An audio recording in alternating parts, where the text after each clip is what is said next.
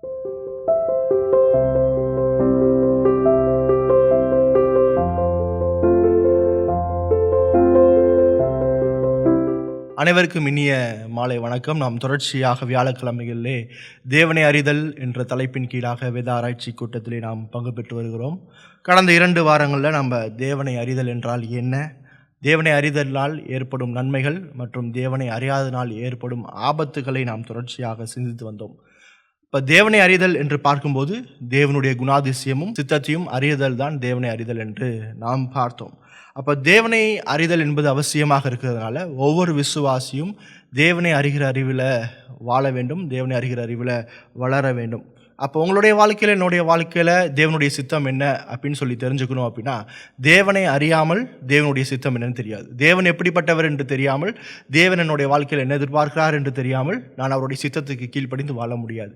அப்போ ஒவ்வொரு மனுஷனுக்கும் அடிப்படையான தேவை, அல்லது ஒவ்வொரு விசுவாசிக்கும் அடிப்படையான தேவை என்ன அப்படின்னு பார்த்தீங்கன்னா, தேவனை அறிகிற அறிவு ரொம்ப அடிப்படையான தேவை. அப்போ ஒரு விசுவாசி எப்படி வாழ வேண்டும் என்ற ஒரு கேள்வி அது எழும்புகிறதாக இருக்குது. அப்போ ஒரு விசுவாசி எப்படி வாழ வேண்டும்? அப்போ ஒரு விசுவாசி தேவனை அறியும் அறிவு மெய்யான அறிவாக இருக்கிறதுனால, அந்த அறிவு அவசியமான அறிவாக இருக்கிறதுனால அந்த அறிவில் தொடர்ச்சியாக வாழ வேண்டும் என்று வேதம் சொல்லுகிறது. தேவனை அறிதல் மிக அவசியமானது. தேவனை அறிஞ்சாதான் அவருடைய சித்தம் தெரியும். இப்போ தேவனுடைய சித்தத்தை தெரிஞ்சாதான் நான் அவருக்கு கீழ்ப்படிஞ்சு வாழ முடியும். அவர் என்கிட்ட என்ன எதிர்பார்க்கிறார் என்பதுக்கு நான் சரியான ரெஸ்பான்ஸ் கொடுத்து வாழ முடியும். அப்போ அந்த ரெஸ்பான்ஸ் கொடுத்து வாழணும்னா நான் தேவனை அறியணும். அப்போ அந்த அறிதலில் ஒரு விசுவாசி தினந்தோறும் தொடர்ச்சியாக வளர்கிறவனாக இருக்க வேண்டும். இதை தான் நம்ம சங்கீதம் 105:4 மற்றும் 5 வசனத்தில் பார்த்தீங்க அப்படின்னா, கர்த்தரையும் அவர் வல்லமையும் நாடுங்கள், அவர் சமூகத்தை நித்தமும் தேடுங்கள், அவருடைய தாசனாகிய ஆபிரகாமின் சந்ததியே, அவரால் தெரிந்து கொள்ளப்பட்டவர்களாகிய யாக்கோபின் புத்திரரே என்று சொல்கிறது. இப்போ சங்கீதம் 105:4 முதல் 5 வசனம் என்ன சொல்லுதுன்னா, ரட்சிக்கப்பட்ட ஒவ்வொரு மனுஷனும் தேவனுடைய சமூகத்தை நித்தமும் தேட வேண்டும். அப்போ ஒரு விசுவாசி தினந்தோறும் தேவனை அறிகிற அறிவில் தேவனை தேட வேண்டும். அதான் கர்த்தரையும் ஒரு வல்லமையும் நாடுங்கள், அவருடைய சமூகத்தை நித்தமும் தேடுங்கள். இப்போ ரட்சிக்கப்பட்ட ஒவ்வொரு மனுஷனுடைய பொறுப்பு தேவனை தேடுவது, தேவனுடைய சமூகத்துக்கு ஓடி வருவது. ஓசியா 6:3 வசனத்தில் பார்க்கும்போது, அப்பொழுது நாம் அறிவடைந்து கர்த்தரை அறியும்படி தொடர்ந்து போவோம், அவருடைய புறப்படுதல் அருணோதயம் போல் ஆயத்தமாயிருக்கிறது, அவர் மழையைப் போலவும் பூமியின் மேல் பெய்யும் முன்மாரியைப் போலவும் பின்மாரியைப் போலவும் நம்ம இடத்தில் வருவார். இப்போ இங்கே பாருங்கள், கர்த்தரை அறியும்படி தொடர்ந்து போவோம். அப்போ தொடர்ந்து போவோம் என்ற வார்த்தை என்ன சொல்லுது அப்படின்னா, அவரை அறிகிற அறிவில் பின்தொடர்ந்து செல், கண்டினியூஸாக ரெகுலராக தேவனை அறிகிறதில்ல நான் தொடர்ச்சியாக போகணும். அப்போ ஒரு விசுவாசி தினந்தோறும் தேவனை அறிதலில் சுறுசுறுப்பு உள்ளவனா, அக்கறை உள்ளவனாக இருக்கணும். ஏனோ தானோண்டு சரி இன்னைக்கு இதை வாசிப்போம், சும்மா இன்னைக்கு வாசிக்கலைன்னா அந்த நாள் நல்லா வேதத்தை வாசிக்கலன்னா நல்லா இருக்காது அப்படின்னு இல்லாமல், இல்லை இந்த வேதத்தில் இருக்க இன்ஃபர்மேஷனை மட்டும் தெரிஞ்சுக்குவோம் என்று இல்லாமல், ஒவ்வொரு பகுதியும் தேவனை குறித்து என்ன சொல்லுது. அதான் நம்ம கடந்த வாரத்தில் பார்க்கும்போது நான் சொன்னேன், வேதத்தில் ஒவ்வொரு பகுதியும் தேவனுடைய குணாதிசயத்தை வெளிப்படுத்துது.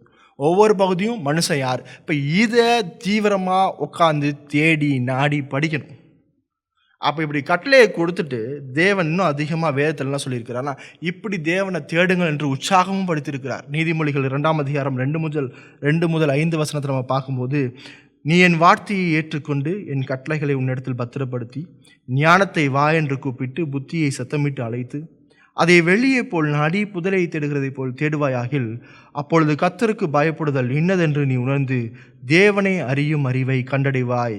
என்ன சொல்லுது, தேவனை அறியும் அறிவை நான் கண்டுபிடிக்கணும். எப்படி கண்டுபிடிக்கணும் அப்படின்னா, ஒரு வெள்ளியை போல் நாடி புதையலை கண்டுபிடிக்கிறது போல் தேடுவாயார்கள். அப்போ நான் வேதத்தில் நான் என்ன செய்யணும் அப்படின்னா, ஆழமாக என்னுடைய நேரத்தை ஸ்பெண்ட் பண்ணணும். உதாரணமாக இந்த நீதிமொழிகள் 2 வசனத்தில் சொல்லுது, வெள்ளியை போல் தேடி ஆழமான இடத்துல, இல்லை சுரங்கத்தில் பொக்கிஷத்தை தேடுறது போல், வெள்ளியை தேடுறது போல், போய் கோல்டை தேடுறது போல்.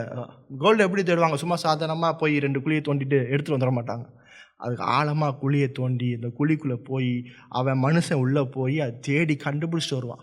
அப்போ இட் இஸ் ஹார்ட் ஒர்க், கடின உழைப்போடு நான் வேதத்தோடு நேரத்தை ஸ்பெண்ட் பண்ணி வேதத்தில் தேவனை சார்ந்து அவருடைய சமூகத்தில் உட்காந்து, தேவனே என் இடத்துல பேசுங்க ஆண்டவரே என்ற ஒரு எண்ணத்தோடு நான் தேவனை அறியணும். அப்படி அறியும் போது என்ன நடக்குது அப்படின்னா, அப்பொழுது கர்த்தருக்கு பயப்படுதல் இன்னதென்று நீ உணர்ந்து தேவனை அறியும் அறிவை கண்டடைவாய். நான் கடவுளை தேட தேட, கடவுளை அறிய அறிய முதலாவது என்னுடைய இருதயத்தில் கர்த்தருக்கு பயப்படும் பயம் வரும்.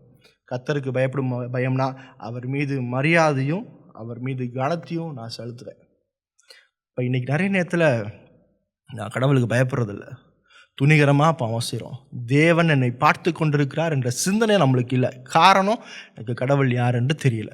நான் வேதத்தில் அவருடைய சமூகத்தை தேடலை, அவருடைய சமூகத்தை நித்தமும் நாடலை.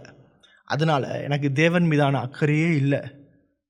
கடவுள் தண்டிப்பார் என்ற பயம் இல்லாமல் அவருடைய ஆலயத்தில் நான் சட்டியாக இருந்து அவருடைய ஆலயத்தை நான் பெருசாக தேவனுடைய மகிமையுள்ள சமூகம் என்று எண்ணாமல் நான் ஏனோ தானோ என்று அவரை ஆராதிக்கிறதுலாம் மிகப்பெரிய ஆபத்து. அதுக்கெல்லாம் காரணம், நான் வேதத்தில் தேவனை பார்க்கல. அப்போ ஒரு நீதிமான் எப்படி இருப்பான்? அப்போ ரட்சிக்கப்பட்ட மனுஷன், தேவனை அறிகிற மனுஷன் எப்படி இருப்பான் அப்படின்னு பார்த்தீங்கன்னா, சங்கீதம் 27:8 சொல்லுது, என் முகத்தை தேடுங்கள் என்று சொன்னீரே, உங்கள் முகத்தை தேடுவேன் கர்த்தாவே என்று என் இருதயம் உம்மிடத்தில் சொல்லிட்டு. இப்போ உண்மையான விசுவாசி என்ன செய்வானா, தேவனை நான் உண்மை தேடுறேன் ஆண்டவரே. அவனோட இருதயம் சொல்லும், ஆண்டவரே நான் உண்மையை தேடுறேன். இன்றைக்கி எங்கே தேட முடியும்? வேதத்தில் மட்டும் தான் தேட முடியும். வேதம் இல்லாமல் தேவனை ஒரு இடத்துலையும் நீங்கள் பார்க்க முடியாது. அப்போது உண்மையான விசுவாசி தினந்தோறும் வேத வாசிப்பின் மூலமாக, ஜபத்தின் மூலமாக தேவனுடைய சமூகத்தில் தேவனை தேடுகிற மனுஷனாக இருக்கிறான். பிலிப்பியர் 3:7-8 பவுல் சொல்கிறார், என்ன சொல்கிறாரோ, ஆகிலும் எனக்கு லாபமாக இருந்தவைகள் எவைகளோ அவைகளை கிறிஸ்துவுக்காக நஷ்டம் என்று எண்ணினேன். அது மாத்திரமல்ல, என் கர்த்தராகிய கிறிஸ்து இயேசுவை அறிகிற அறிவின் மேன்மைக்காக எல்லாவற்றையும் நஷ்டம் என்று எண்ணிக்கொண்டிருக்கிறேன். என்ன சொல்கிறார்? இந்த உலகத்தில் எனக்கு லாபம்னு இருக்குல்ல, எனக்கு பெனிஃபிட் சேர்க்குற, என்னை சுகமாக வச்சுக்கிற, எனக்கு காசு தர்ற எல்லாவற்றையும் நஷ்டம் என்று எண்ணி, அது மாத்திரமல்ல, என் கர்த்தராகிய கிறிஸ்து இயேசுவை அறிகிற அறிவின் மேன்மைக்காக எல்லாவற்றையும் நஷ்டம், எனக்கு இந்த உலகத்தில் கிடைக்கிற, எனக்கு லாபமாக கிடைக்கிற எல்லாமே நஷ்டம். எதுக்காகனா, நான் கிறிஸ்துவை அறிகிற அறிவு எனக்கு மேன்மையாக இருக்குது. ஒரு விசுவாசியாக உங்களுடைய எண்ணம் எப்படி இருக்குதா? இன்றைக்கி எனக்கு என்னோடய வேலை முக்கியமா, என்னோட தினந்தோறும் வேத வாசிப்பு முக்கியமா? இன்றைக்கி காசு கொடுக்குற இடம் முக்கியமா, தேவனுடைய சமூகம் முக்கியமா? இந்த கேள்வி கேட்கும்போது நம்மளுடைய நேரத்தில், அநேக நேரத்தில் எனக்கு எது லாபம் இருக்குது, எனக்கு எது காசு தருது, எனக்கு எது கம்ஃபர்ட்டாக வச்சுருக்கு, என்னை எதை சந்தோஷமாக வச்சுருக்கு, அங்கே தான் நம்ம திரும்பி போகிறோம். தேவனுடைய சமூகத்துக்கு வர மாட்டோம். இப்படிப்பட்ட குணாதிசயம் ரசிக்கப்பட்ட மனுஷனுடைய குணாதிசயம் இல்லை. அதே வேளையில் துன்மார்க்கன் எப்படி இருப்பான் அப்படின்னு பார்த்தீங்க அப்படின்னா, யோபு 21:14-15 பார்க்கும்போது, அவர்கள் தேவனை நோக்கி, எங்களை விட்டு விலகியரும் உம்முடைய வழிகளை அறிய விரும்பும், சர்வ வல்லவரை நாம் சேவிக்க அவர் யார், அவரை நோக்கி ஜெபம் பண்ணுவதனால் நம்மளுக்கு பிரயோஜனம் என்ன என்கிறார்கள். ரட்சிக்கப்படாத மனுஷன் என்ன செய்கிறான் அப்படின்னா, நாங்கள் எதுக்குங்க உம்மை பற்றிலாம் தெரிஞ்சுக்கணும், உம்மை பற்றி அறிஞ்சு கொள்வதற்கு எங்களுக்கெல்லாம் விருப்பமே இல்லை, உம்மை சேவிக்க நீங்கள் யார், கடவுளை பற்றி தெரியாதனால நீங்கள் யார் என்று கடவுளை பற்றி கேள்வி கேட்குறான். உம்மை இடத்துல ஜெபம் பண்ணால் எனக்கு என்ன பிரயோஜனம்னு கேட்குறான். அநேக நேரத்தில் விசுவாசிகளுடைய வாழ்க்கையும் இப்படி தான் காணப்படுது. அதே போல் சங்கீதம் 14:1-3 பார்க்கும்போது, தேவன் இல்லை என்று மதிகெட்டவன் தன் இருதயத்தில் சொல்லிக் கொள்கிறான், அவர்கள் தங்களை கெடுத்து அருவருப்பான கிரியைகளை செய்து வருகிறார்கள், நன்மை செய்கிறவன் ஒருவனும் இல்லை, தேவனை தேடுகிற உணர்வுள்ளவன் உண்டோ என்று பார்க்க கர்த்தர் பரலோகத்திலிருந்து மனுபுத்திரரை கண்ணோக்குகிறார், எல்லாரும் வழிவிலகி ஏகமாய் கெட்டுப்போனார்கள், நன்மை செய்கிறவன் இல்லை, ஒருவனாகிலும் இல்லை. தேவனை தேடாத பட்சத்தில் கடவுள் இல்லைன்னு சொல்லி அவன் தன்னுடைய இருதயத்தில் என்னென்னலாம் ஆசை வச்சுருக்கிறானோ, என்னென்னலாம் அசுத்தமான எண்ணங்கள் வச்சுருக்கிறானோ, அதெல்லாம் அவனுடைய இருதயத்தில் கொழுந்து விட்டு எரியும். அவன் தேவனை விட்டு விலகி ஏகமாக கெட்டு போய் நன்மையே செய்ய முடியாத ஒரு நிலைப்பாட்டில் இருப்பான். இப்படி தான் தேவனை அறியாத மனுஷன் இருக்கிறான். இப்படி தான் நீங்களும் நானும் இருந்தோம். தேவன் தம்முடைய கிருபையினால் தேவன் தேடி வந்தார். தேவன் உங்களையும் என்னை தேடி அவர் என்னை மீட்டு கொண்டார். நான் என்னுடைய இருதயத்தில் அருவருப்பான அசுத்தமான கிரியைகளை தொடர்ச்சியாக செய்த போதிலும் தேவன் என்னை தேடி என்னை மீட்டு கொண்டு அவரை அறிகிற அறிவை கொடுத்தார். இன்னைக்கு நீங்கள் உங்களுடைய வாழ்க்கையில் தேவனை அறிகிற அறிவில் எப்படி இருக்கீங்க? கடமைக்காக வேதம் வாசிக்கிறது வேற, தேவனை அறிகிறதுக்காக வேதத்தை வாசிக்கிறது வேற. கடமைக்காக வாசிக்கிறது ஒரு பிரயோஜனமும் தராது. இன்றைக்கி எஞ்சி நான் 2 அதிகாரம் வாசித்தா தான் இந்த நாள் நல்லாயிருக்கும் அப்படின்னா, அது தேவனை அறிகிற அறிவில்லை, அது நீதிமானுடைய குணாதிசயம் அல்ல. அதே வேளையில் வேதத்தையும் ஜபத்தையும் நாடாத ஒரு மனுஷன் தன்னை விசுவாசின்னு சொல்ல முடியாது. இந்த உலகத்துக்கு ப்ரையாரிட்டி கொடுத்து, இந்த உலகத்துக்கு முன்னுரிமை கொடுத்து வாழ்கிற மனுஷன் ஒருபோதும் நான் ரசிக்கப்பட்ட மனுஷன், நான் நீதிமான், நான் நித்திய ஜீவனுக்கு போவேன்னு சொல்லவே முடியாது. தேவனை தேடுற மனுஷன், உண்மையான விசுவாசி தேவனை நாடி தேடி அதுக்காக உழைப்பான். அப்போ ஒரு விசுவாசியோடைய வாழ்க்கையில் தினந்தோறும் வேத வாசிப்பு இருக்கும். வேதத்தை பேசுகிறவர்களோடு இணைந்து கொள்வான். வேதத்தை உண்மையாக போதிக்கும் திருச்சபையில் தன்னை சேர்த்து கொள்வான். நீங்கள் உண்மையான விசுவாசியா இல்லையான்னு சொல்லி நீங்கள் போகிற திருச்சபையை காட்டி கொடுத்துரும், அல்லது உங்களுடைய வேத வாசிப்பு காட்டி கொடுத்துரும். நீங்கள் எதை பார்க்குறீங்க, எதை கேட்குறீங்கன்றது காட்டி கொடுத்துரும்.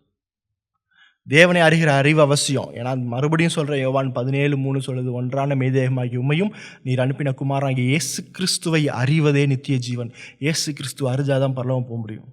அறிதல் என்பது ஒரு நாள் மட்டும் அறிகிறதில்லை, ஒரு நாள் மட்டும் வேதத்தை வாசிப்பது தியானிப்பதில்லை. தொடர்ச்சியாய் வளருவது, தொடர்ச்சியாய் இதை நாடுவது, தொடர்ச்சியாய் தேடுவது, அதை பின்தொடர்ந்து செல்வது. அப்படி இல்லை நான் மனம் திரும்புங்க, ஆண்டவரே என்னோட பாவத்தை மன்னிங்க ஆண்டவரே, உம்மை தேடாமல் இருக்க ஆண்டவரே, உம்மை விட்டு வழி விலகி இருக்கிற ஆண்டவரே, நீதிமானா இல்லை ஆண்டவரே, நான் மிகுந்த மோசமான நிலையில் இருக்கிற ஆண்டவரே, நான் மன்னிங்க ஆண்டவரே அப்படின்னு சொல்லும்போது தேவன் நிச்சயமாக உங்களுடைய பாவத்தை மன்னிக்க வல்லமை உள்ளவராக இருக்கிறார். விசுவாசிகளே, நீதிமான் என்று சொல்லி கொண்டு இருக்கிறவர்களே, இயேசுவை விசுவாசிக்கிறேன் என்று சொல்கிறவர்களே, தேவனை நிஜமாக தேடுறீங்களா? தேவன் தன்னை வேதத்தில் மட்டும்தான் வெளிப்படுத்தியிருக்கிறார். தேவன் தன்னை வேதத்தில் மட்டுமே வெளிப்படுத்தியிருக்கிறதால இந்த வேதத்தை நீங்கள் வாசிக்கும் போது மட்டும்தான் தேவனை கண்டுகொள்ள முடியும். அப்படிப்பட்ட விசுவாசத்தையும் கிருபையும் கொடுத்து தேவன் உங்களையும் என்னையும் ஆசீர்வதிப்பாராக. ஆமேன்.